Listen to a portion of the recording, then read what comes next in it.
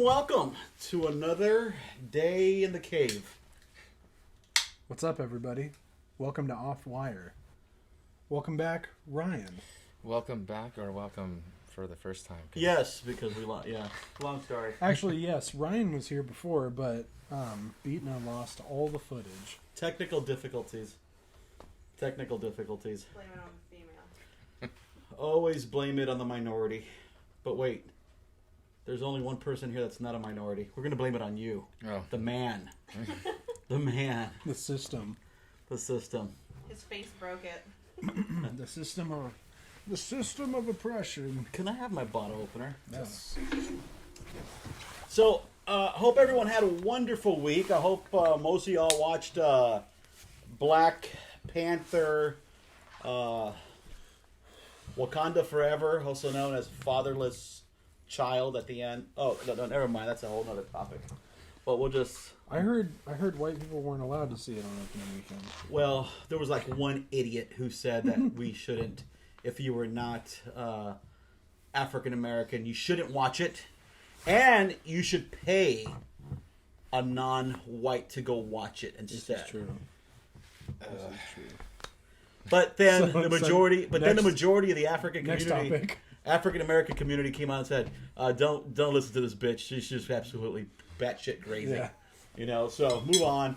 According to the numbers, everyone went to go see Black Panther except for you guys, because it's having an opening weekend of about 182 million. That's more than twice as much as Black Adam. Damn. Yeah, it's a lot of money. Wow. It's a lot of money. That's a lot of money. So good for the folks involved. Since you guys haven't seen it, we won't discuss it. Yeah, that's okay. I mean, I thought the first one was good enough.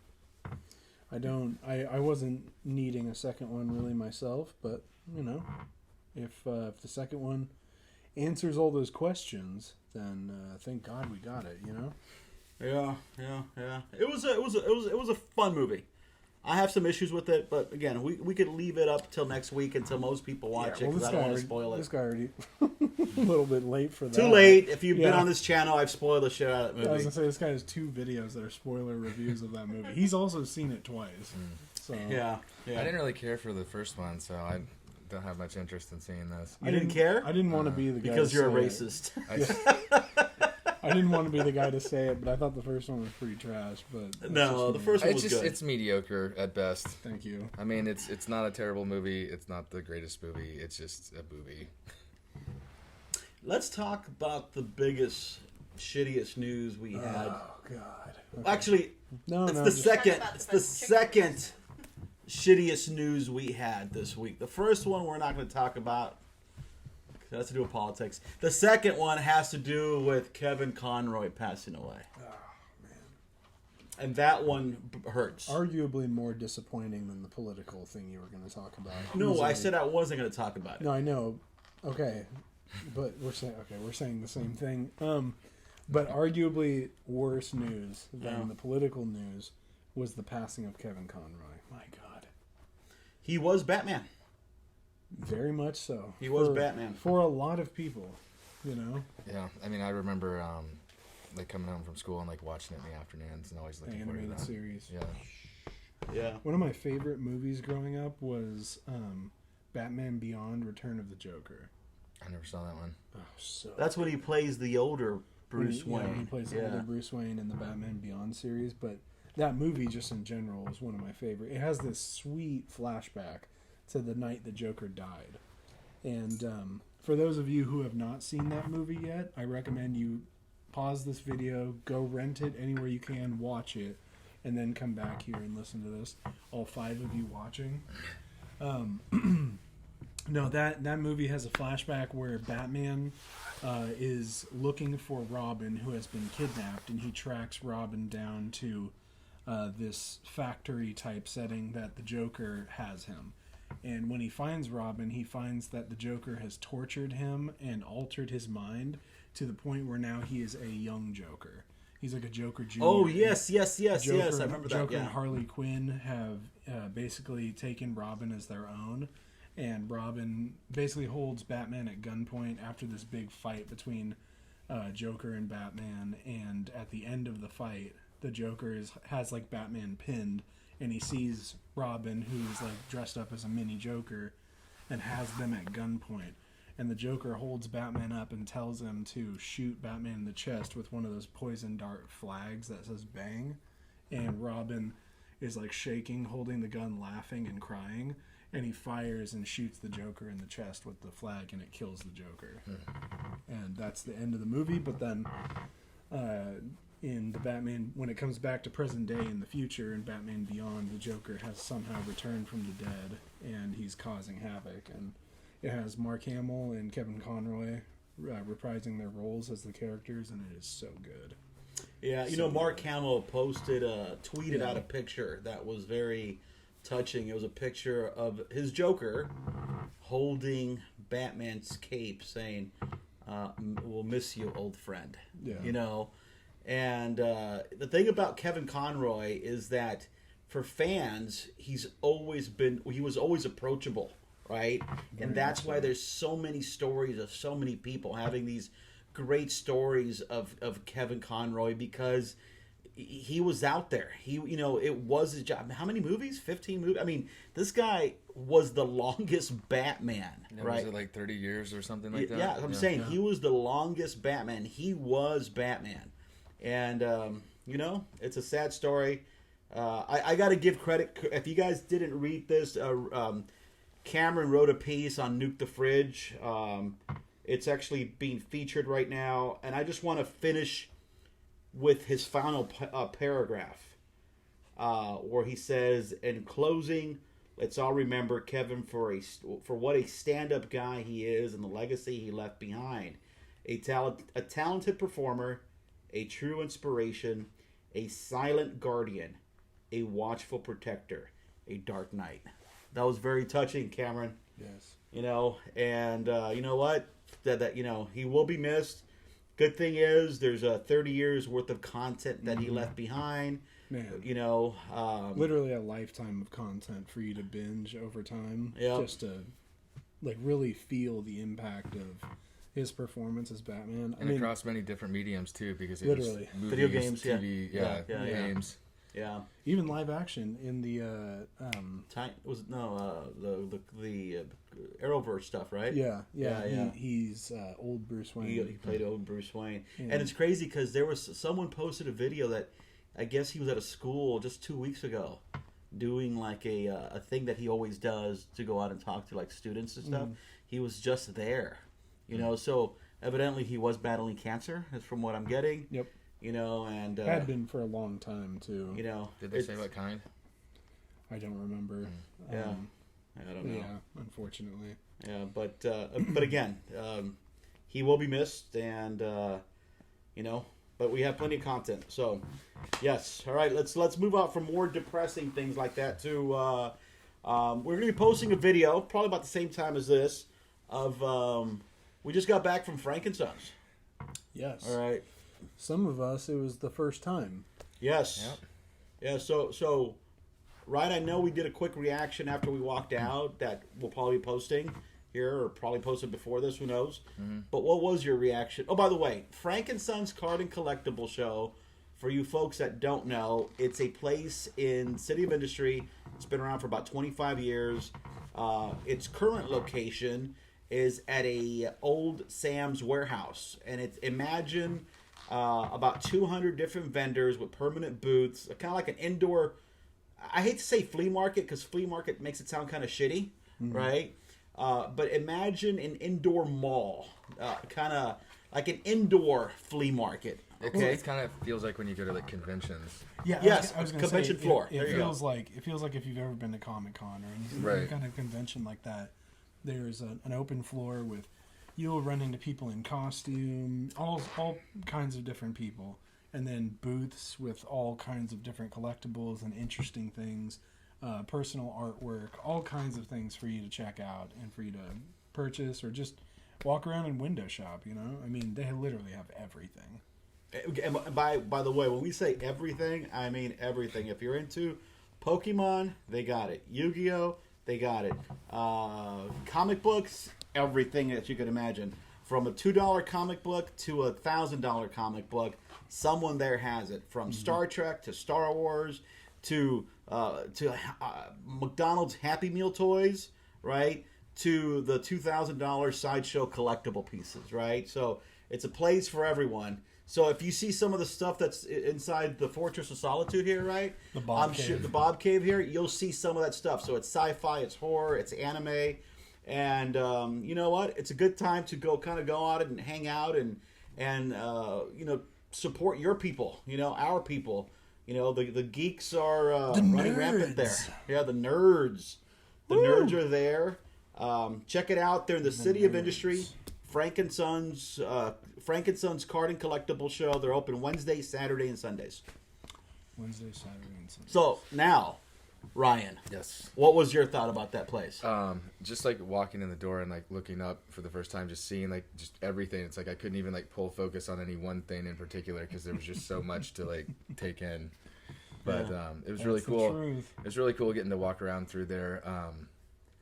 And like you guys said, I mean, they have everything, which is pretty crazy. Yep. Yep. I had a really good analogy that I left on the other video. I'm just going to say, I'm not going to repeat the analogy, but it's really good. Just go watch the other video that we have about Frank and Sons. It does involve strippers, and it's a great analogy, though. It's a good one. It's one of my best. It's a decent analogy at best. I think it's better than decent. And then after Frank and Sons, we had amazing chicken from Jollibee. Yeah, no kidding. It's this Jollibee is this kind of small chain Filipino fried chicken. Huge chain. Okay, well, it's a huge chain in the Philippines. They have more Jollibee in the Philippines than they have McDonald's. All right, go ahead. Okay, so I guess it's not a small chain, but it's definitely smaller than McDonald's, but bigger than Burger King. Not in the Philippines. Just kidding. Anyways, well, don't ask me. I'm not. This is my first time eating it, so you're not a connoisseur of I'm not Filipino an expert, food? but well, I am ish. But like, that's the first time I've ever had that Filipino food. But it was great. It was really, really good fried chicken. It's what the kids call bussin'. So it was a. What does that even mean? The place is a total vibe. Oh my God. It's a total vibe. And if you like fried chicken, that's a vibe. Jollibee is the place for you. So, Yes. sponsor. Have to eat it with the gravy. Please sponsor us. Yeah. Yes, 100%, Jollibee. please. Yes, Jollibee. Yeah, it was pretty good stuff. We're just gonna end up getting sued by Jollibee instead. Yeah. They're like, don't mention it. Yeah, Don't can mention us. just not. I was thinking of that scene from Rush Hour where Chris Tucker is like, "Ashay shay." Oh God. That's Chinese. Jesus Oh my Christ. God. You don't know any Tagalog words? No. You have a Filipino Uncle. and you don't know not one word? Oh, he I speaks. only know bad words. Speaks English to me. I don't know. Yeah. Yeah, no. It's so funny. My cousin Kylis, he's half Mexican, half Filipino, and he's just like he's the most nervous little guy, and like we love him. We love him so much, and it's so funny. Like the way he like addresses me, because he'll like approach me and be like, "Hey, Cam, so I had like a question. Do you mind if I ask you a question?" Aww. And I'm just like, "Kylis, you're my cousin. Of course you can ask me a question." And they'd be like, "I know. I just I wanted to ask and I wanted to make sure." And anyway, so like, what do you think about like checkers? How old is he? He's like 2 years younger than me. Oh my God, he's so cute. No, actually, I take that back. He's not 2 years younger than me. He's 5 years younger than me. Yeah, Aw, yeah. Still coming into his adulthood. He's the most nervous little guy. Aw. We love him. Oh man, miss you, Kylis, if you're watching this. Miss you big time, man. Do you send this to your family? You're like, please Yeah. watch me. Oh, that's cute. Yeah, they're like, why don't you ever wear pants? And I'm like, it's hot. It's freezing today. It's actually it was kind of warm today for me. I was like, damn, gotta put the shorts on again. Wow. By the way, folks, if you're not in California, we freak out when it drops down to the 60s. That's Oh my God. Yes. Well, That's this our horrible. winter, man. this is very comfortable for me. Growing up in Kansas, and I think you can attest to this. growing up in Kansas, we get like 3 feet of snow every single year, and then once the snow melts, because randomly in the middle of December, it'll be 90 degrees for like 3 days, so everything will melt, and then no, it'll just be wet in the ground, and directly after that, it'll be like 30 for the next 3 months. Yeah, no, the Midwest definitely has all 4 seasons. Yeah. Sometimes in the same day. Sometimes in the same day. Like, yeah, I know. It'll be like 3 feet of snow at 6 in the morning. By 2 o'clock in the afternoon, it's all melted because it's 95. And then later in the evening, we'll get a little bit of rain. And then that night, there will be a tornado warning. Well, that's like what I noticed too. Like when I first moved out here, watching like the weatherman on TV, he's like, it's going to be a cold one tomorrow, only in the 50s. And it's like, that's a nice day where Dude, I came honestly, from. in Kansas, 50 degrees, cool, short sleeves. But it is amazing how quickly you can like become like acclimated to the weather out here, where now it would be like, if it's like in the 40s or 50s, I'd be like, it's So weather. I lived in Anchorage, Alaska for about 3 years. And it was funny coming from Florida, right? Coming from Miami to Anchorage. The first few months, it's a shocker, right? It's a shocker, right? You're like, holy shit. But then your body does get acclimated. Because I remember, going from, it was, 15 degrees. With the wind chill factor, it would drop down like 5 below or some shit like that, right? And then also the temperature would go up to like 30s. You're like, holy shit. And you go outside, you throw trash away, and you're only wearing your t-shirt and your sweats or something, and it's no big deal because it's in the 30s, seriously, people, you do get used to it. I'm not saying I was going to hang out out there all day, but you could literally go outside for, imagine if it was 30 degrees here. Oh my God, the California would be in shock. I do think it's funny though that like in California that you'll see like girls wearing like full out winter coats out here, and it's just like, it's not hot enough for that. Don't attack us like that, man. Yeah, I was gonna say there's no reason for anyone to wear UGG boots at any time of the year. You know what, you guys? I feel really attacked In today. California, maybe in California it's just wanna have a crazy. winter vibe. Girls will just throw on a hoodie and then they'll throw on a moose knuckle and all and just go out in the Oh fucking. It's crazy. California's nuts. it's crazy. Unless you live in fucking Big Bear, I don't want to see you wearing UGG That's boots. true. Big Bear is just heaven on earth, ain't it? Yep. Love that place. Man. Actually, we'll be there in a couple weeks. Will we? No, No. I will be Just with me my and family. Rob and my family. and Sandy and my little Sandy. We'll let you know how that goes with my entire. Oh, you're gonna be in Kansas, Cameron. Aren't you in Kansas? I don't want to hear a damn thing. You're out gonna of be your in mouth, Kansas. you disgusting Oh, what do you guys? slut. Let's talk about what everyone's doing for Thanksgiving. Okay, so I'm going back home to see the old mom and step pop, and hanging out with all the dogs. Might go hang out with the old hooligans back home. It's going to be very chillaxed. Definitely going to do some shooting. It's going to be great. It's going to be super duper. Let me clarify that, guys. Target shooting. Yeah. Target shooting. Yeah, Of course. That might be important to mention. Yeah, let's make. Come on. If you run for office or something, all of a sudden they're like, "What the hell are you talking about?" Oh, that's true. That's true. Cameron 2028. I shoot targets, not people. Luckily, so far in my life, I have been shot at. I have to tell that story. Huh. I think you told me that story. Yeah, I think I told you a long time ago. Yeah. You know what's so crazy? So, I don't normally like to spend a lot of time on like Tinder or anything like that, but Total bullshit. but Tinder, plenty of fish. so anyway, Grinder.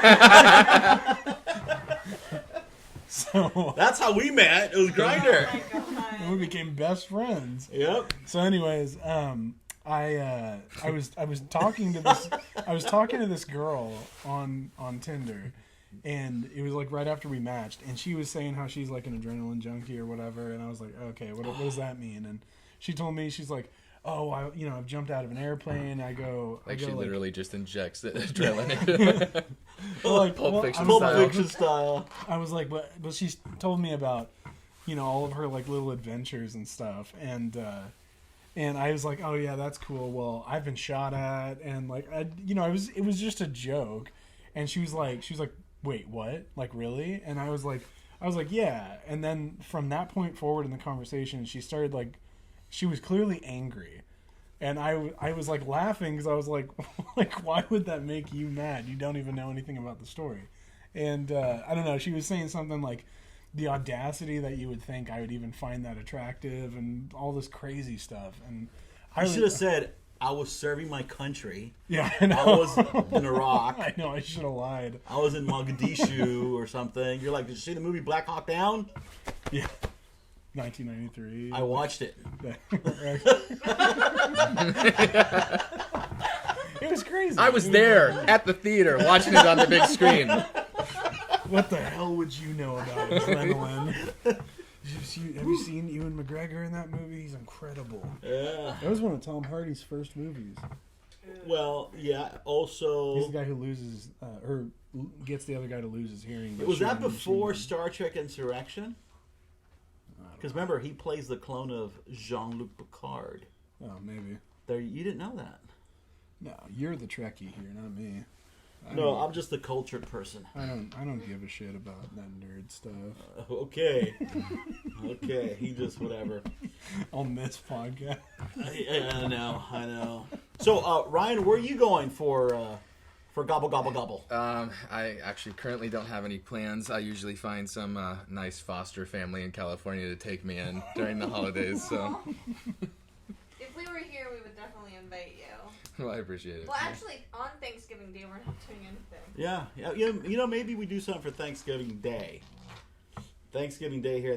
The day after Thanksgiving, B, myself, and my Korean side of the family. B's the Korean, obviously not me. And my daughter, we're going to be headed to Big Bear for a couple days All of my mom's side. of shenanigans. You know, let's see what trouble I could get in with a bunch of Koreans. Oh, shut up, will you? All of a sudden, the Jeez. fucking Squid Game the doll's gonna be outside, and we find out we're in the middle of a fucking Squid Game episode. California, like that's the new fucking I'm season. dead. I'm sure it will feel that way. My mom's side of the family's crazy. They're all going to be drunk. You know what I'm gonna do? I think I'm gonna fucking shock everyone, and I'm gonna show up in one of those jumpsuits. They'll laugh. I think they'll One laugh. of those fucking Squid Game jumpsuits, and then maybe we dress you as that Korean doll. No, absolutely not. You know what that doll is, right? It's like a famous playground in Korea. Is it? It's like a character, yeah. Is it like fucking like Mickey Mouse or something? I told you, Lucy keeps jumping on the other side of the Okay, gate. well, She's it right is- here now. It's okay. She'll It's be okay. alright. She'll be She'll alright. barking.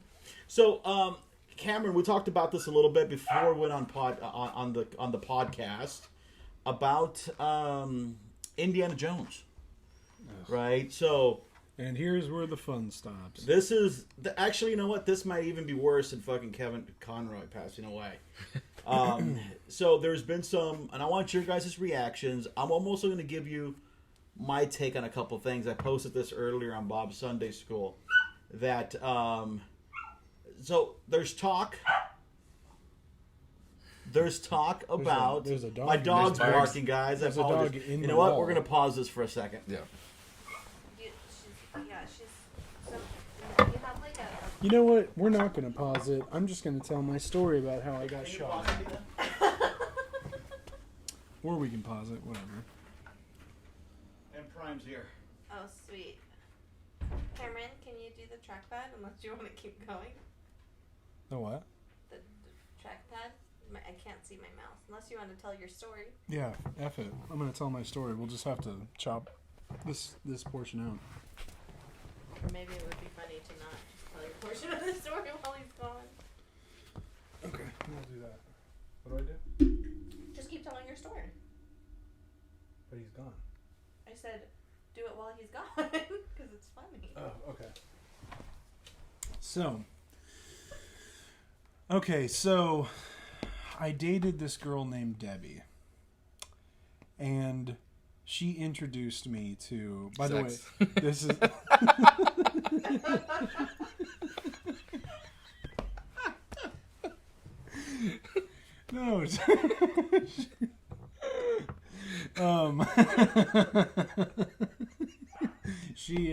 No. She introduced me to this girl who she knew through somebody else. I don't know. I met her like one time at like a party. And anyways, me and Debbie had recently broken up. And I ran into this girl at like a party. And I was leaving the party, and she recognized me and said hi. We talked for a few minutes, and then she asked me, she asked me if I was leaving, and I said I was going to, but some other people had shown up, so I went and talked to them. Anyways, I ended up being there like another 30 minutes or something like that. But when I was leaving, there was like some crazy drama going on, and that girl had approached me when I was walking to my car, and she said that she had just gotten into like an argument with her boyfriend, and that he had like slapped the hell out of her, and she had like a red mark on her face and everything, and she was crying, and I was like, holy shit, that escalated quickly. And anyways, she asked me if I could take her to by her boyfriend's place, and she asked me if I could take her by her boyfriend's place so she could go in the house, get her stuff, and then if I could drive her to her brother's house. So I was like, okay, yeah, that's fine. I'll do that. So anyway, she got in the car. We went to this house. She ran inside, came back out with her bags, and jumped in the car, and we drove. And anyway, she mapped it on her phone, and she was giving me directions. And at the time, I wasn't like drunk, but I had enough to drink that I like these things, like, you know, clear and obvious red flags were like flying right over my head. And anyways, we only had to drive a little ways out of town, but it was taking forever to get there because she was taking me on all these roads, all these different like back roads to get to it. Anyways, long story short, we finally get out to this house, and I'm pulling up to the house. She claims this is her brother's house and that nobody's home. The driveway was full though. So at the time, this is unimportant, but I just want to point it out because I loved it. At the time, I had a 1980 Cutlass Supreme that I had kind of turned into a hot rod, and so just wanted to point that out. I saw one of those one time where somebody broke the CL off of that, so it just said "Ass Supreme" on the car. Well, anyway, so she asked me if I would help her get her bags up to the house while she goes and unlocks the door. So I was like, that's fine. I grabbed her bags, and I start walking up to the house, and I'm like, hey, where's your brother at? Because she had told me that her brother would give me gas money. So I was like, that's cool.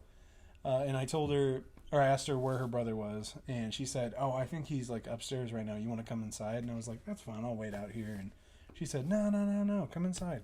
And so I was like, okay, fine. And so I picked up her bags, and I start walking up to the door, and on the way up the driveway, I'm about halfway up the driveway, and I see the front window, and it looks like somebody's like holding the blinds kind of open.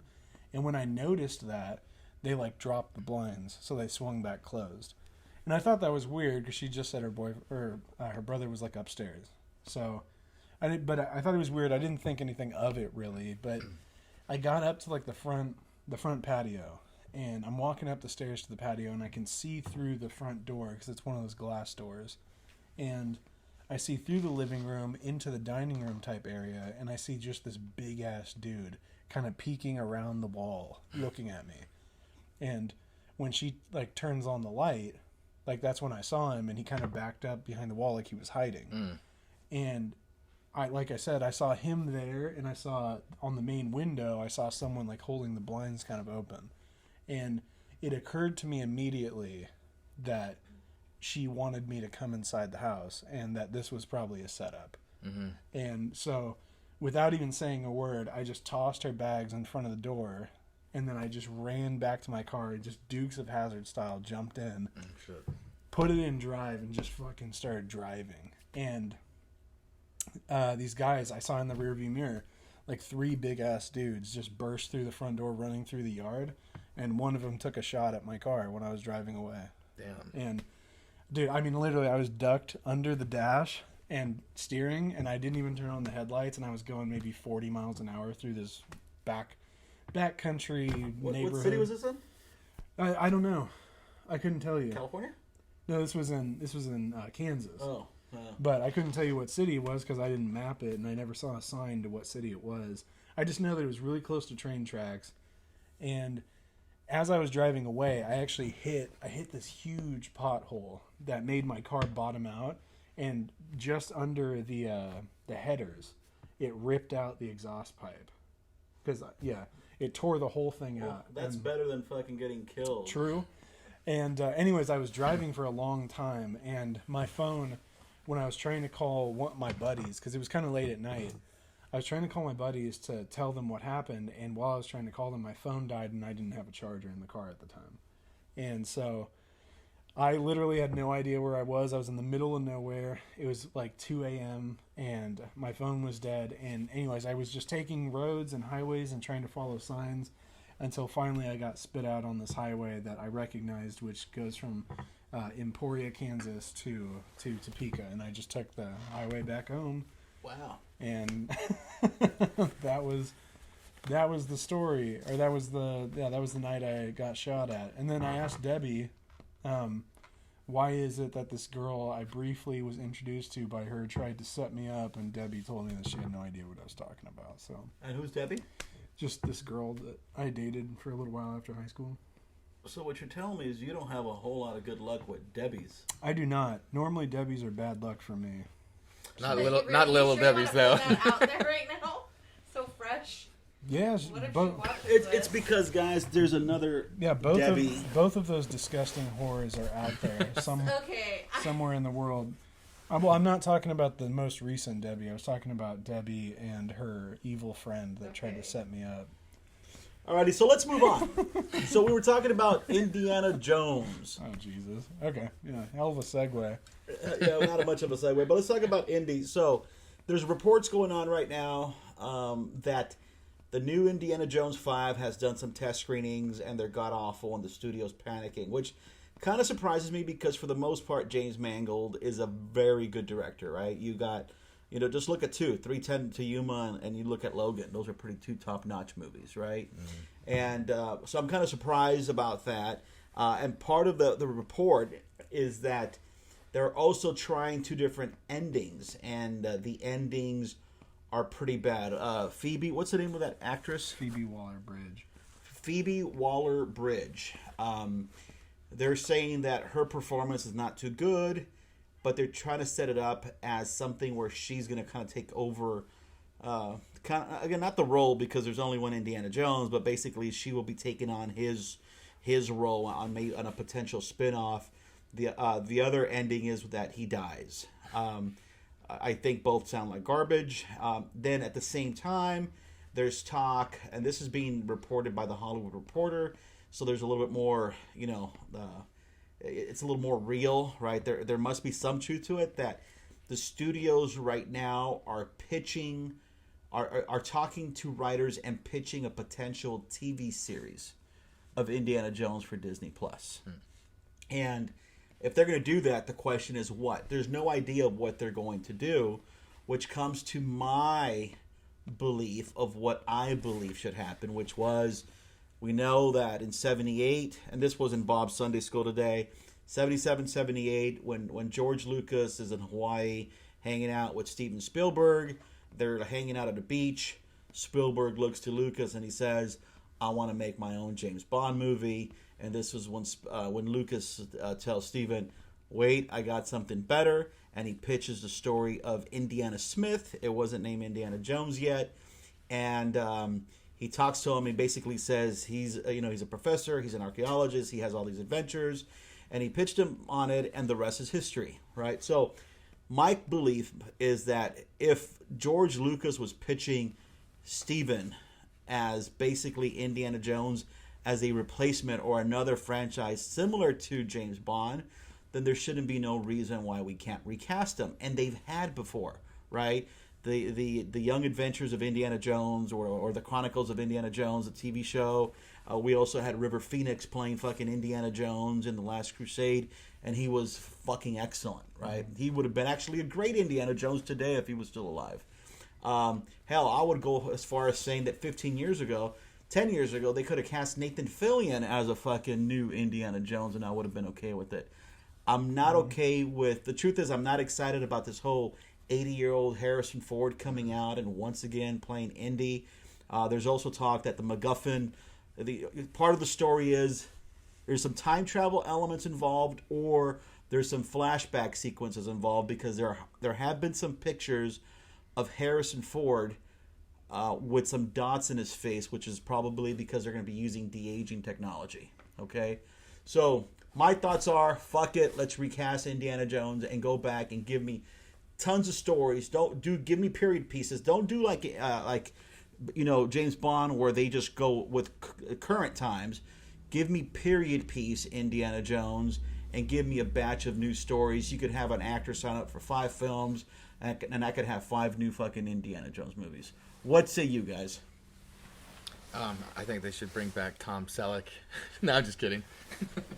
No, because he was originally supposed to be Indiana Jones, right? Correct. Yeah. Yes. Correct. It's kind of funny. Like, what do you guys think? Do you think had we had a history where we never knew Harrison Ford as Indiana Jones, do you think those movies would have been as successful with Tom Selleck in there? Yeah, for sure. Absolutely. Probably more famous right off the bat with Tom Selleck over Harrison Ford. Just because of how big Magnum P.I. was? Yeah. Well, just in general, I think Tom Selleck was a bigger star than Harrison Ford for a long time. And then I think his kind of stardom came to an end. And then Harrison Ford just kept doing movies. Yeah. Did you guys know that Chip and Dale, the Rescue Rangers, when you guys look at their yeah, it's based off of Indiana Jones and Magnum. Yeah. That's always kind of cool. Yep, little worthless trivia there, guys. But what do you think about recasting? I think at this point anything would be better than seeing like an 80-year-old Harrison Ford still trying to just hope they don't, act tough. I hope they don't get the idea to remake the movies that Raiders, Temple of Doom, and The Last Crusade. I hope they don't think about remaking those. If they recast, it just has to be new adventures. Yeah, it can't be those 3, because Harrison Ford knocked it out of the park for those 3. But I wouldn't be against a continuation of other adventures when he's younger, old, and in between. Sure, absolutely. But if they try to remake, like if they try to reboot the series and remake it with a new actor, remaking Raiders. Yeah, no, I agree. And here's the thing. My thought is, and I know a lot of times actors, come in and they're kind of like, I want to put my own spin on this fucking on this character. Yeah. I don't think you could do that necessarily with Indy. He has a certain persona, right? To a certain extent. Look, James Bond. There were certain things that were always the same, right? He was a womanizer. He was smooth. He was kind of badass, right? Yeah. Whether it was Sean Connery, whether it was Roger Moore, and George... also, one more thing. If they do recast him, please, for the love of God and everything that is sacred on this planet, do not have the actor do what they had that guy do in Solo, and do a Harrison Ford impression. Oh yeah. Please, for Correct. For Christ's sakes, Han Solo is not Harrison Ford. Okay, he is Han Solo. Harrison Ford can be Harrison Ford. Han Solo can be his own person. I just wanted to put that out there. Okay? Yeah. No, I agree. If they do recast him, please don't. Yeah. Don't sit here and go like, put it down. Like the characters don't need to like act like Harrison Ford. Yeah. They just need to act like Indy. No, correct. And there has to be certain things. And while you do give every actor a little bit of artistic license to bring something to it, right? Belongs in a museum. Yeah. The finger point is classic Harrison, though. Yeah. Actually, you know what? I just saw that they just released the trailer to Yellowstone 1923 with Harrison Ford and Helen Mirren. Oh, right. Because there's another prequel to the Yellowstone series. I didn't see the one with Faith Hill and Tim McGraw.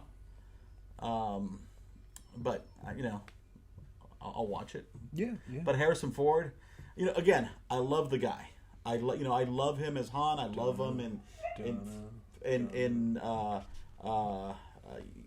fucking the Witness, and Fugitive, and fucking Frantic. He's a great actor. Air Force One. Get off my plane. Getting to the point. Yeah, but so that's my thought. And again, a lot of people at first have said, "Oh no, you can't do that. You can't do that." look, they've done it with James Bond consistently, so I think it'll work out. Yeah, I don't see any reason why they can't recast Indiana Jones if they recast James Bond. As long as the actor's right for the role, I don't see why they shouldn't, you know? Yep. Indiana Jones, just, there's so much potential there. It, like, the idea of, like, early 19th century adventurers is just so good. There's no technological limitations. I hope. Keep on talking. I'll be right back. I hope that they don't try to like make time travel an aspect of this one because like Crystal Skull with the aliens was already too far out there. Well, I was gonna say that's already been confirmed. Like I knew the whole time travel leaks because that was a script leak. I think like months ago, maybe a year ago. I had heard a long time ago that two potential ideas for an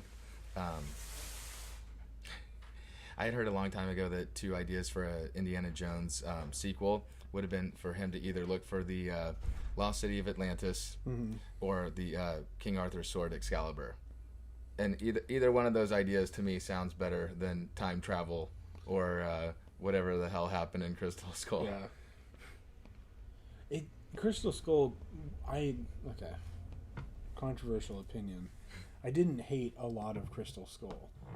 I just felt like the ending was so out there. Like, if they just confirmed that the skull was alien, and maybe you like just barely missed something like out of the corner of your eye that had to do with a UFO at the end, and maybe the temple was just falling apart once they returned the skull to Akator, and then just the whole aliens being confirmed, you see an alien, and then like the whole UFO rising up out of the ground, like less is more could have been less better. is more would have been so much better because the Lost Ark of the Covenant was just a freaking box until the end of the movie, and then you literally saw demons and spirits coming out of the box.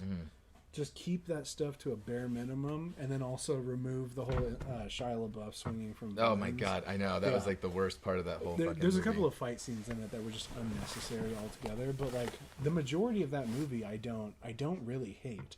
And I also don't hate Shia LaBeouf in that movie. Like I enjoyed the dynamic going on there. I thought the Peru fight at when they went to that graveyard up in the mountains. That fight with the graveyard protectors or whatever was cool. I only saw that movie one time, and it was in theaters I see. when it came out, and so that was enough for me. Yeah, it's the first fight scene once they go international in the movie, and that fight scene was cool. I didn't hate it.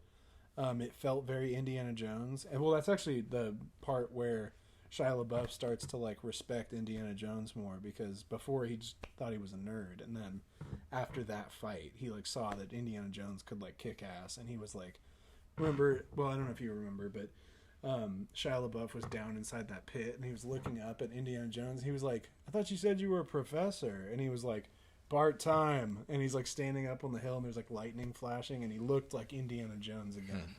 That part was sick.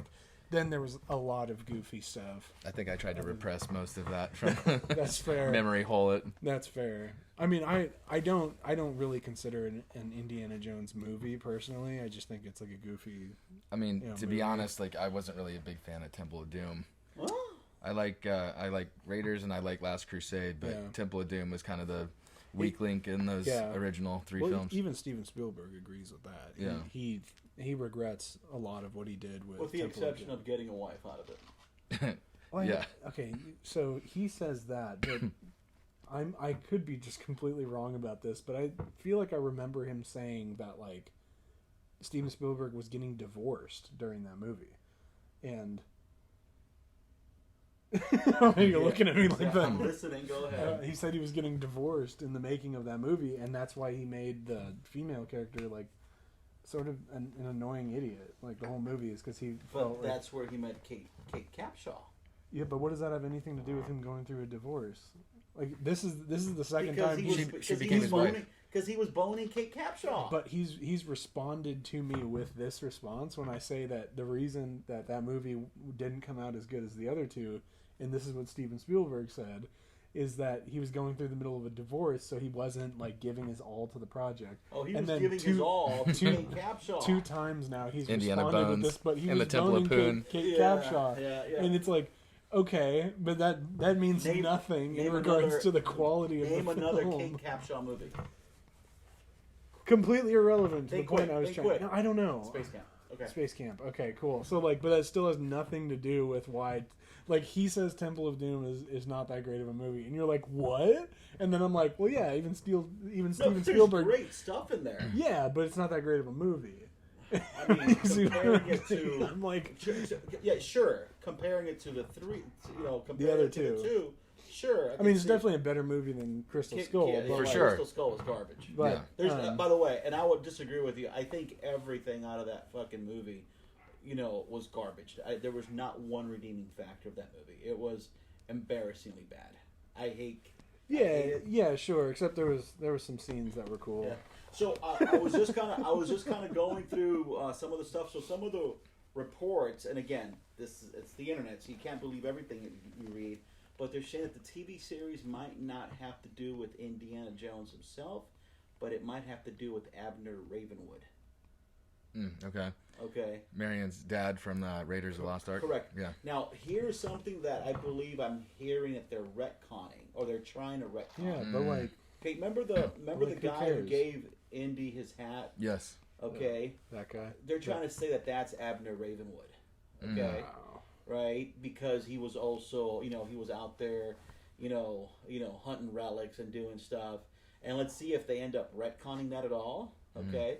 That might work if they do it right, because that was his inspiration, and it'd be kind of cool that at the end, if they do it this way, that it was Abner who got him on that road to archaeology. But he kept Abner's hat.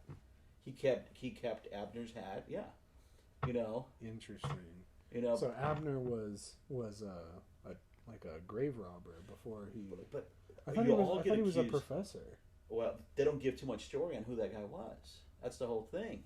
What if he was also a professor? What if he was also, you call him a grave robber, you call the other guy an archaeologist. That was the whole concept. Even in Temple of Doom, where where the guy says, Well, yeah, but that would mean that Abner was trying to steal that treasure and give it the cross. He was trying to give it to the Cross of Coronado. Yeah, was trying to give it to that guy. And Indy, well, I guess that would be the difference between an archaeologist and a grave robber. Is an archaeologist takes it to study it and put it in a museum, whereas the grave robber is stealing it for the highest bidder. Yeah, but sometimes the highest bidders are also the museums. I think it would just that may be true, but like no. The archaeologist puts it in the museum. The grave robber gives it to like private collectors who are gonna take it for themselves. I understand. I get the point you're making, but what I'm saying is that there's a reason why grave robbers aren't just called archaeologists, because sometimes they still sell them to museums. But that's the whole point. Even remember the guy that was at the in the Temple of Doom when he was at the I forget his name, where he says, well, you accuse us of being this, but I remember reports, weren't you doing something as well? So again, some people might call you a grave robber, some people will call you an archaeologist. What stops you? It's about a certain perspective. I think it's just there's no such thing as objectivity anymore. I get it. Sorry. I think it's just a little bit too much of a view of Indiana Jones. I'm done with this conversation. I think it's just a little too much of a contrived coincidence that guy happened to be like Abner Ravenwood. Because they always try to do that with like movies where they try to like tie it in. It's like, I think it would have been kind of better if it just left as like, oh, he was just like some random stranger that happened to influence him. This is what some people are,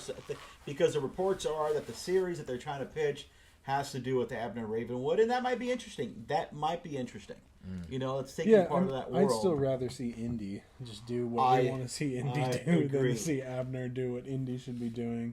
I guess, yeah, like, although that does feel like such a Disney original idea is to have that particular dude be the Abner Ravenwood character. And by the way, Disney's in trouble. I don't know. Have you been reading that at all? So Jim Cramer, right, from CNBC, the financial analyst guy that goes crazy. He was shitting all over Bob Chapek, basically saying that Bob Chapek has to be fired, because the stocks are trash, right? If you owned $1,000 worth of stock a couple years ago, that's down to under $500. Like, the value has dropped incredibly, right? And it's gotten to the point where even Bob Chapek just sent out an email to company-wide, hiring freeze, they're cutting back on certain things. Disney's in a bit of trouble, right? And it's crazy because a lot of this did happen. Maybe part of it had to do with the decision, because of the pandemic, okay? Some of it could be because of some of the decisions, that they've done, right? You think? Yeah, a lot of bad decisions that they have done. That's an understatement. And then I wonder... It's very simple, Bob. Don't try and force feed people bullshit, and you'll have a successful company. Yeah. Sometimes it's just better off to just stay neutral on certain things and just fucking play the chorus. Yeah, well, I mean, you could even be as like over opinionated as you currently are, Bob. And we would still buy your product if your product wasn't trash. But your product is trash. So that's why people are slowly backing off away from it, because the unfortunate thing is that a lot of people still have the wool over their eyes. They still think that Marvel, they still think that Star Wars and all these other properties that you guys are just shitting out content constantly. A lot of people still think that it's good, but it's not. And that's why they're losing money, because they're slowly realizing that this stuff actually sucks. And here's the biggest thing too. A lot of this product costs a lot of money to make. So in other words, while I have no doubt that Black Panther: Wakanda Forever is going to make lots of money, right? It's already worldwide. It's already done over $300 million. So the movie's going to be green, right? It's going to be good. Yeah, maybe. But so on the streaming side, look, for the first 8 episodes, I was so I was defending Andor. Right, I was defending Andor like, it's a slow build. It's getting there. Look, I just watched the 10th episode, and I got to tell you something. There's only 2 episodes left in the fucking series, in the season 1, and it is boring, right? And I hate to say this because I have been one of the biggest defenders of Star Wars. Again, I didn't defend, Force Awakens, okay, Last Jedi, trash, Rise of Skywalker, trash. Right? The sequel trilogy make the prequel trilogy look better. You know what I mean? That's how bad the fucking sequel trilogy was, right? Holy hell, so bad. But my point is, I've defended a lot of Star Wars stuff. A lot. And I was defending Andor because Rogue One was so good. I'm like, the guys behind Rogue One are doing this, and I'm gonna fucking love this thing. And I'm like, okay, slow build. It's a little different. It's a little adult. Wow, it's kind of cool. They make references to brothels, kind of, and basically Andor Cassian at one point just got laid, and people, it's very adult, but fuck, it's slow. Like there's episodes that there's nothing fucking going on, and I'm like, 45 minutes of nothing going on. Like, holy shit. And now we're down to the last 2 episodes of the season, and you're like, fuck, what do I do? Because the truth, it's boring. So unless what's going to happen. I made this analogy last time. I think maybe I did it here. Maybe I did it with Louis. That I think a lot of Star Wars fans, we're kind of going through a pregnancy. Okay, and I made this analogy, which was, I'm full of analogies. I'm sure you've noticed this. Pregnancy. Okay, no, just hear me out. This is a good analogy. That implies that there's like good things to come. No. Well, no, but hear me out. What I mean by this analogy. Okay. The first month of pregnancy, like you find out you're pregnant, you're kind of excited, right? You might have a little bit of a nausea, you might feel a little sick, but you're excited because here comes a baby, right? And then all of a sudden, your belly starts getting bigger. It's still uncomfortable, but you're kind of excited about what's to fucking come and what's to come, and here comes the fucking kicks, and here comes the sickness and the throwing up, and here comes all the shit. Did a lot of that. You must be talking about The Last Jedi. Right? And then, I'm talking about Andor. And then at the end of the fucking pregnancy, right? Mm-hmm. And this is, I feel like, what's going to happen. It's been shit, and we've been having a bad pregnancy, but we're hoping that we're going to have a beautiful fucking baby, right? Oh, God. They're probably going to fucking do something at the last 2 episodes.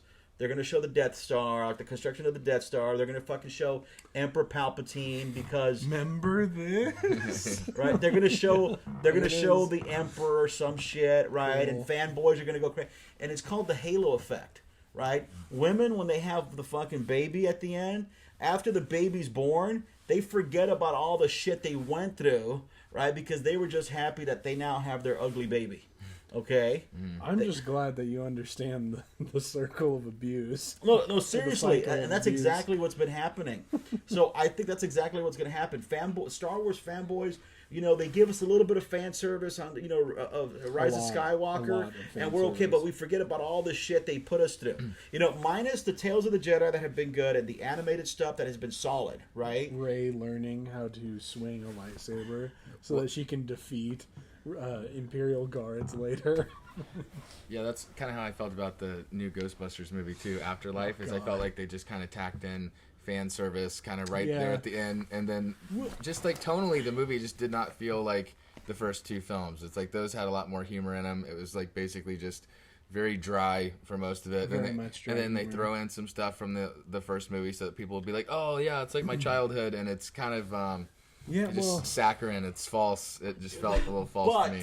But the difference here is that after the female-led Ghostbusters movie, right, this movie felt like it was fucking amazing. Right? Yeah, I mean anything was better than that. And I think, and at least at this point, we had the original characters there. You know what I mean? Mm-hmm. At least they paid a little bit of homage, where the last one was shitting on the legacy of Ghostbusters, right?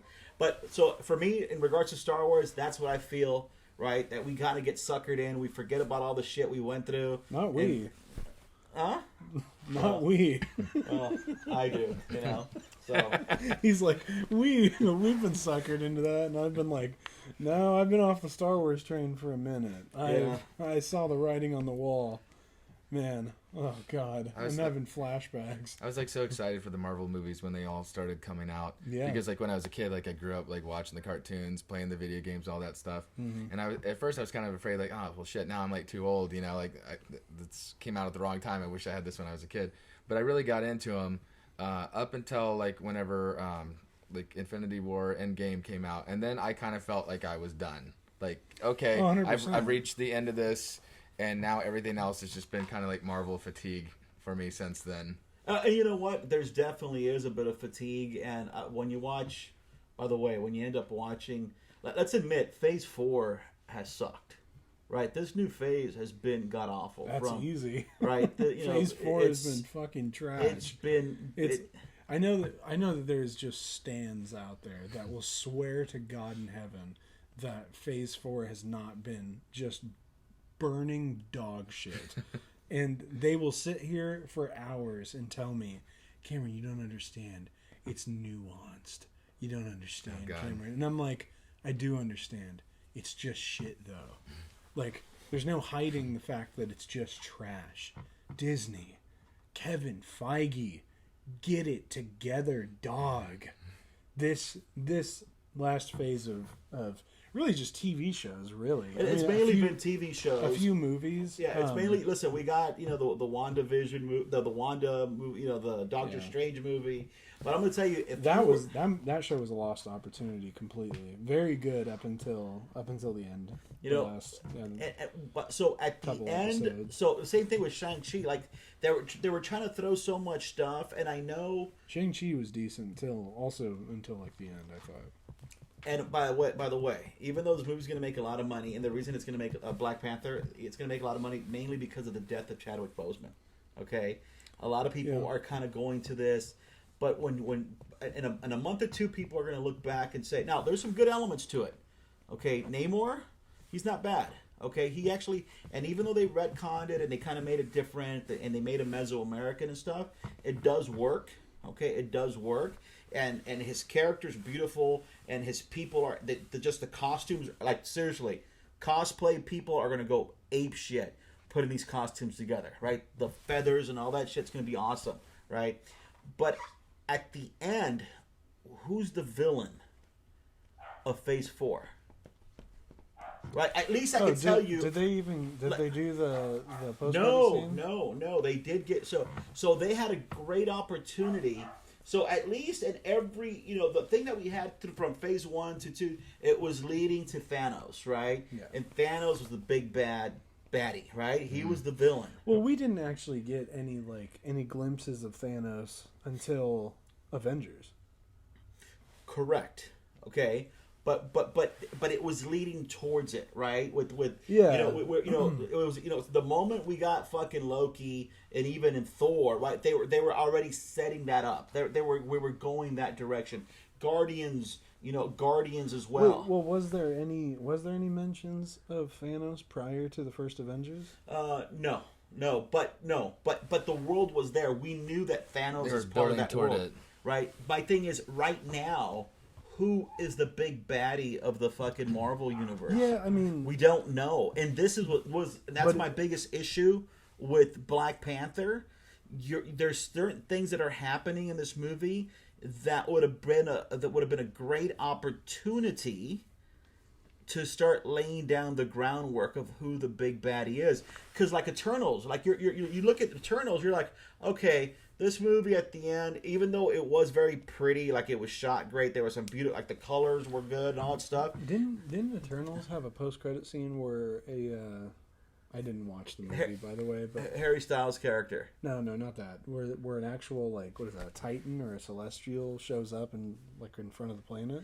Correct. So when they start showing that, to me, I'm Are like, they- oh fuck, we're headed towards the worlds of Celestials, and we're gonna have Galactus, right? We're gonna have Yeah. that, right? So my thing is, to me, I thought we were headed down that road where by now we would have a little bit more solid shit in regards to, who's gonna be- Fantastic Four, Reed Richards, something. Give me something, right? And like, and in one of the episodes of WandaVisions, they made a reference to a scientist, like, oh, this. I'm like, was that a reference to Reed Richards? 'Cause Yeah. that'd be pretty fucking solid if they're kind of laying down the groundwork. And there was this rumor going around, which, by the way, Well, no, it was a reference to Reed Richards. It had to be. Yeah, didn't they mention the Baxter Foundation? I think they probably did. I got to go Yeah, back and watch yeah. it, right? I So think- they're laying down the groundwork, but at the end of this movie, I think they didn't want to take away, even though the people who leaked a bunch of information that was 1,000% accurate, right? So all the stuff that I posted a while ago was 1,000% accurate in regards to what was the whole concept of Wakanda Forever. These same people said that there was a scene that was shot that at the end we realized that the person behind all the shit that was happening in Wakanda Forever was Victor Von Doom, right? That would have gotten me excited because we're like, oh, Yeah. finally we're Yeah, going home Dr. here. Doom is a big bad. Doctor Doom is Darth Vader. You know what I mean? Yeah, he's he's a the big big baddie, bad. of the fucking Marvel universe, right? And if they were gonna, because Marvel hasn't had the Fantastic Four under their, it was Fox's Yeah. bullshit. Yeah. So I'm thinking to myself, if you give me a fucking overpowered fucking Victor Von Doom like my boy right there, right? How fucking awesome would that be? And Marvel, if you do watch this, which you won't, I'd just like to give you some advice. Do not make Victor Von Doom a one and done villain where he's in one movie, he gets 3 scenes and then a big animated fight at the end and he dies.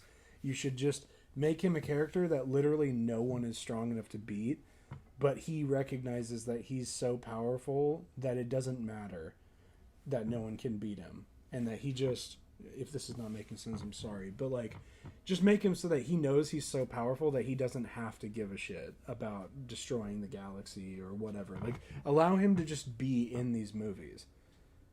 Just let him survive. Like, don't kill him. My thing is, and maybe we'll show a I picture. botched that. Maybe I'll delivery, show a but- picture. Maybe we'll incorporate a picture of, yes, insert picture here.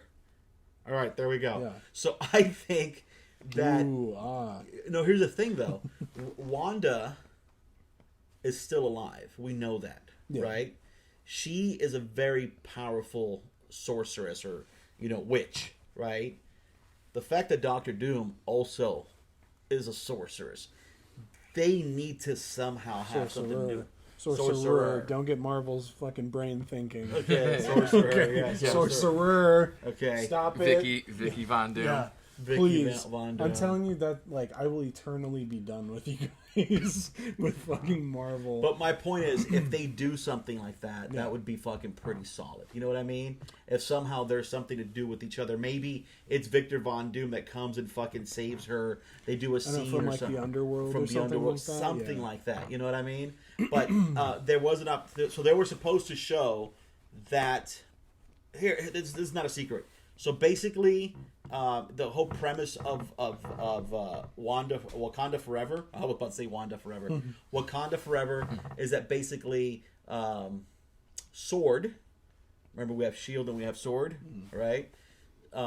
Sword is the offensive side of Shield, right? In the Marvel universe, they're basically after vibranium because Wakanda doesn't want to give it to them. Okay. Ooh, spoilers. Spoilers, right? So it would have been great if we realized that Sword was being manipulated, right, by Victor Von Doom, right, because he wants vibranium, right? That would have made a whole lot more sense. And the whole thing was they shot that scene. They said there was a stand-in. It wasn't the actor that's been cast. A lot of people are assuming that it's Adam Driver as Victor Von Doom. Okay. Oh God. Jesus Christ. Okay. Oh my God. See, I don't think you can do that. I don't think you can make somebody like the big bad of like one. This is what was driving me nuts is when you were having like Marvel actors play different roles in DC or DC actors play it in Marvel. You get to play one superhero. Yeah, you're talking about Star Wars. What do you mean? When Marvel actors come over. Or, No, I was talking about like you got Ryan Reynolds playing Green Lantern, but then he goes over to Marvel and he plays Deadpool. You know, or Chris Evans. This was within Marvel, but playing Human Torch and then playing Captain America. And I'm glad that they did it in that case because he was a way better Captain America than he was a Human Torch. Yeah. But I think generally speaking, it's like you get one superhero role. I don't want to see you play multiple superheroes. And I kind of feel like with somebody like Adam Driver, you've already gotten to play like the big bad in a big franchise movie like Star Wars. That I don't want to see that same guy play. He's just not Victor Von Doom. No, like what is when they made before Henry Cavill came back, there was rumors that Henry Cavill. I was gonna say Henry Cavill would have Henry Cavill as Victor Von Doom because of his physique. Yeah. Right, his physique, and he looks royal. You know what I mean? He looks like he should be a fucking prince. You know what I mean? Yeah, he just looks the part. Right. Like, that was the one part I'll give credit to the original Fantastic Four movie. What was his name? The guy from Charmed. Julian McMahon. Julian McMahon. Nip and tuck. He at least looked the part. Like he looked like this like clean cut businessman that like demanded power. I liked him in the role. He even had a good voice for it too. The movie was just goofy, but I'm also a fan of that movie. But you know, anyways, but dude, at the time, good Marvel movies were slim picking. You'd give me a break. I'm sorry, we had the X-Men movies and they were fine. X-Men 1, X-Men 2 were solid. Yeah. Okay. I didn't fall in love with the X-Men movies like really early on. I was more Spider-Man and Fantastic. Yeah, see, I wasn't a Spider-Man like fan. I just did not care for those trilogy of films. Well, Spider-Man 1 was fucking solid. Spider-Man 2 was fucking great. Spider-Man 3 was garbage. Well, I don't know. Like to me, like just like fair. growing up like with that character, reading the comic books, playing the video games, all that stuff. It just I was not expecting like a whiny Tobey Maguire to be Spider-Man. I don't feel like that fit the vibe of Who's your favorite? Now, hear me. This is a very specific question. Yes. Who's your of the three actors? Mm-hmm. Who is your favorite Spider-Man? I would say Tom Holland. Who is your favorite Peter Parker? Well, I would say the same. Really? Yeah. So I would say that my favorite Spider-Man is Andrew Garfield, and my favorite Peter Parker is Tom Holland. Does that make? I think to me, like Andrew Garfield, right? His mannerism as fucking Spider-Man was like on point. Like he was right. Like, yeah, it depends on what comic book line you're talking about too. I think Andrew Garfield is like a really good Ultimate Spider-Man because Spider-Man was less of a nerd, more of a punk in the Ultimate Spider-Man series. But I think personally, Tobey nailed it as both because he talked trash, he was in good shape, and he's damn near the geekiest fucking guy anyone has ever seen. Like, you know, Peter's not really supposed to be like handsome and like cool. Andrew nailed that, but like Tobey is nerdy and not cool, And when he puts the suit on, he's fucking cool. But I think of like Peter Parker or Spider-Man, like it's like movie nerd, you know, like not like nerd in real life that's unattractive. It's like go watch that movie again. The first one, he was a fucking super geek. Which one? The first one. Wait, what? Toby. Okay. First Toby. No, but that's what I'm saying. That's like that's why I like Tom Holland, because I feel like, you know, he's movie nerd, not like nerd like in real life that people wouldn't find like attractive. You know what I mean? It's sort of like in movies like She's All That, where it's just like they'll have the girl put her hair in a ponytail and wear glasses, but then all of a sudden all she has to do is take off the glasses and let down the hair, and it's like, oh my god, it's a, you know, beautiful swan now instead of the ugly duckling. But Tom Holland's still like, he's still stupid handsome, even when he's pretending to be a nerd. Like, they literally don't do anything. They put him in like cool outfits and Vans, and then like they just make him like an angsty teen. I don't know, like Spider-Man is more than like MJ. You know, Ned. You want to go to a dance? Like, it's more than that. And then when he puts on the suit too, he's like, oh my god, Iron Man. I don't know if I want to be Spider-Man. Iron Man, Tony, Iron Man, Tony Stark, Mr. Stark, please, Mr. Stark, can I just have like a hug? Ned, don't let anyone know that I'm fucking obviously Spider-Man. Aunt May, like that's all you get out of Tom Holland. By the way, who's your favorite Aunt May? Marissa Tomei. There's only one answer to that. And that's because Spider-Man has a Positrack rear end. Love Marissa Tomei. You're gonna now, if you tell me I could go back about 50 years, I would have said Sally Field. Yeah. I just think that Sam Raimi really like nailed a vibe with those movies. Those Spider-Man movies are a total vibe. I don't know. I feel like there was like, I was like 15 years old when that first one came out, so I was still like young enough that, you know, I feel like maybe some of the cheese could have like gone over my head, but I still sat there feeling at certain moments kind of embarrassed at what I was watching. Like there's like this moment where like Spider-Man sits down and then Green Goblin kind of sits down next to him, and it just looked like what would have happened like during the filming of Power Rangers, like after they say cut and the actors sit down next to each other. I was like, this is fucking corny. I hear you. You're just wrong though. But I hear you. The Green Goblin suit was not the coolest, but you give me a fucking break. That is the coolest Green Goblin face. Insert picture here. Okay. I was about to say I'll go grab it right off the wall, but I can't. But listen, like that. Help me out with his name. Willem Dafoe. His performance as the Green Goblin goes down in history as Marvel's most badass villain. Like, without a shadow of a doubt. Correction, Sony's. But go ahead.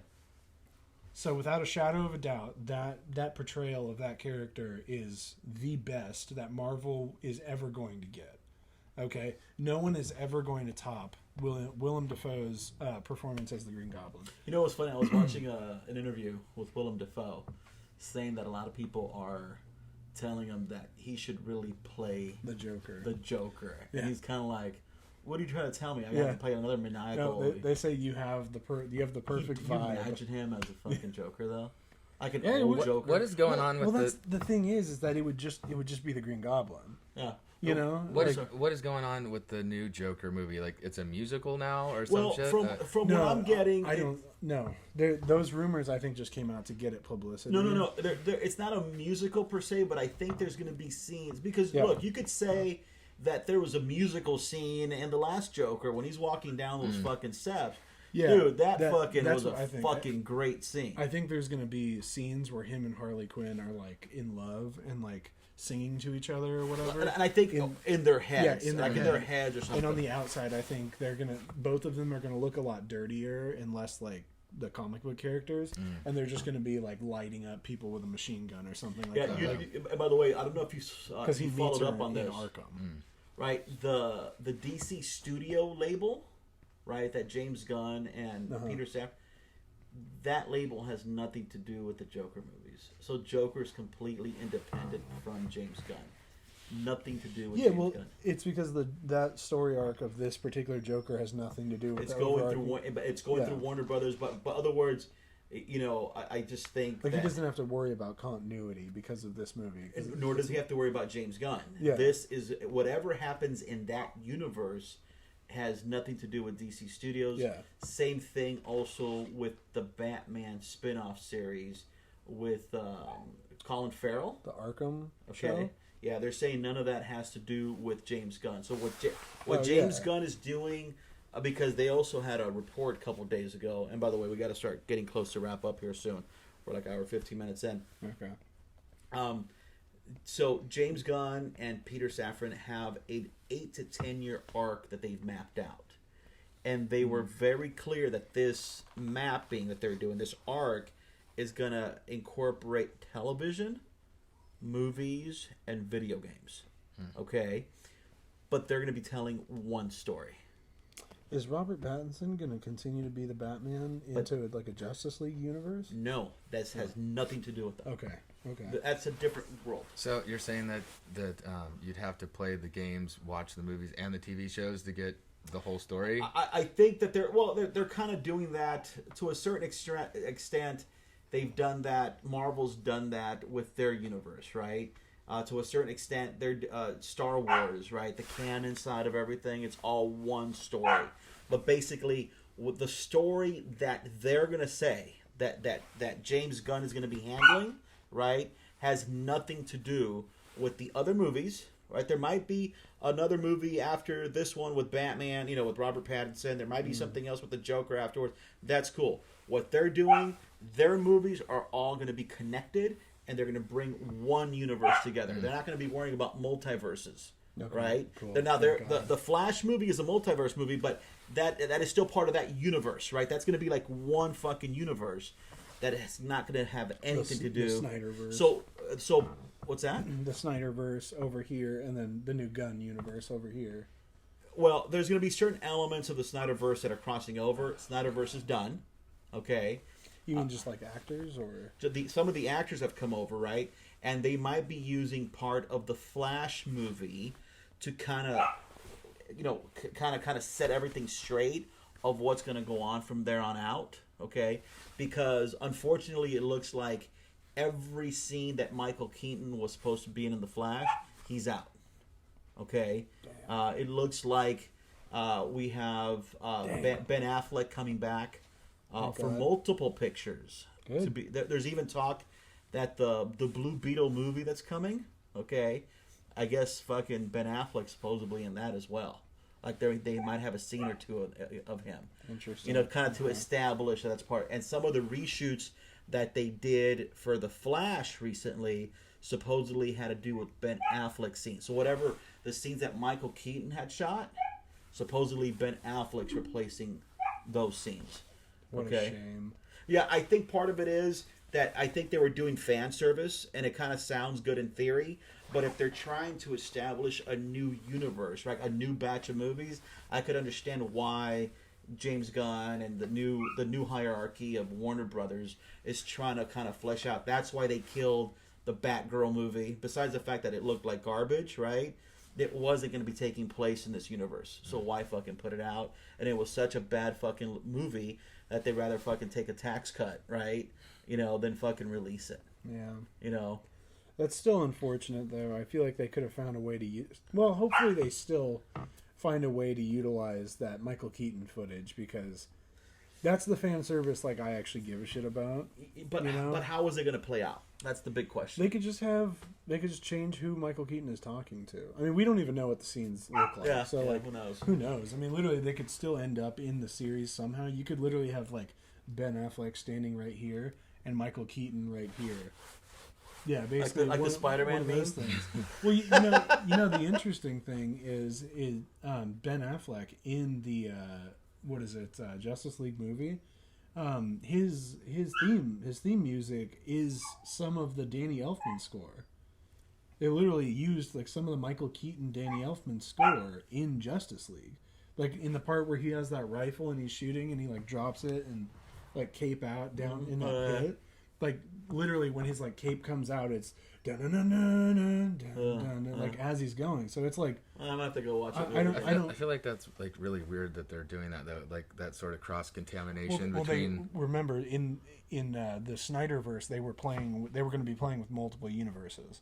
You know, so that's why in the Flash movie, in Flashpoint, is that what it's called? Flashpoint Paradox, yeah. They have Michael Keaton doing like a cameo. I kind of feel like if they're gonna use like the Danny Elfman score, then you got to have Michael Keaton be there for that. Well, not necessarily. Here's what I compare it to. Unless they're establishing that that's just Batman's theme across the multiverse. But here's what I would compare it to. I feel like when you watch the movie Creed and then they started playing the Rocky music when Creed's fighting, it's like that's not your theme. That's Rocky's but he's not Rocky. He's Creed. Right. Right. So an example would be in Black Adam when Henry Cavill shows up at the end and they have the fucking John Williams score.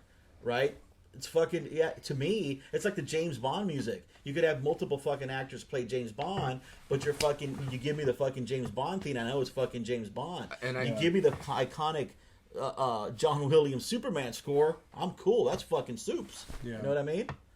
Yeah, I don't know. That's not an S on his chest. It means hope. It means hope. A new hope. Alrighty. Anything else? No, I think that's it for me. Camarón? Victor Von Doom should be played by Henry Cavill. But what if they decide to do Vicky Von Doom? Next question. I'll continue to be done with Marvel. I don't know. The only thing I was going to add is about like having Creed have Rocky's music. It just sort of feels like they're trying to what do you call that? The critical drinker calls it the member berries or whatever. It's just sort of like, oh, we want to tap into that emotion that you felt for Rocky, and we're just going to because music's so powerful, we're going to just give that to this character so that hopefully you'll feel the same thing for him that you felt for Rocky. And I just sort of felt like he should have had his own theme. Like if Rocky does something, like if Rocky's going to stand up to Drago in the movie, then give us a little like bit of the old Rocky music there because that's Rocky's moment. But Creed should have his own music. Was all I agree. I also agree with Rob though, where he's like this is still Batman though. Whereas Creed he's not pretending to be Rocky, right? You know, no, I understand. That's the only reason I think it worked a little bit. But it's also, keep in mind, it's like the only time I remember hearing it was in that scene, so it might just be like a callback, which in a way is sort of a member berry. But I don't know. The critical drinker nails it. You're hearing it secondhand from me. I just want to, just because we're talking about Rocky. And we're not going to be able to get into it because I haven't listened to this podcast. There is a podcast or there's some kind of weird investigation going on that's saying that James Brown was murdered. So maybe let's watch that podcast or see this documentary. Jesus right? Christ. Seriously, it's interesting. We could talk about it. We could talk about it next week. Stop. Save that shit for a different podcast. Next week. Okay. Next week. Next week's podcast. Next week's podcast, we're going to talk about James Brown being murdered. Was James Brown murdered? Watchmen. Hit me now. Living in America. Well, it took them forever to bury that guy. That's all that I remember. He was like dead for like a fucking month and a half or something. I don't know what it was, but he was like... The estate was fighting for his remains or something. And then, or maybe it's because they were doing it to cover up his murder. See? And then hopefully by this time next week, we'll be talking about the UAP report that's supposed to have been released during Halloween, and it hasn't been 2 weeks later. Hey, the truth is out there. It is. I believe in Harvey Dent. I believe in Harvey Dent. I don't believe in any other politician, but I do believe in Harvey Dent. Thank you, guys. We appreciate you tuning in. We're going to wrap up for the night. It's getting late. Gentlemen. Ladies. And a couple of dogs. Sorry, dogs were barking. Yeah. Appreciate it, guys. This was Off Wire. Have a nice night. Oh, don't forget to like, comment, and subscribe. Last second. Yes. Don't forget to like, comment, and subscribe. This is your third reminder to like, comment, and subscribe. And your fourth reminder. Do it. Like, comment, subscribe. Thank you, guys. Appreciate it. Follow him on OnlyFans. Yes. We'll actually be talking about my OnlyFans and when I plan on starting it and what the purpose of the OnlyFans is. Next week. No. Next week we'll talk about exactly what my OnlyFans is going to be. It's not even confirmed yet. Like they're still processing. You know what? We might even. We'll talk about it next week. All right. That's all I'm gonna say.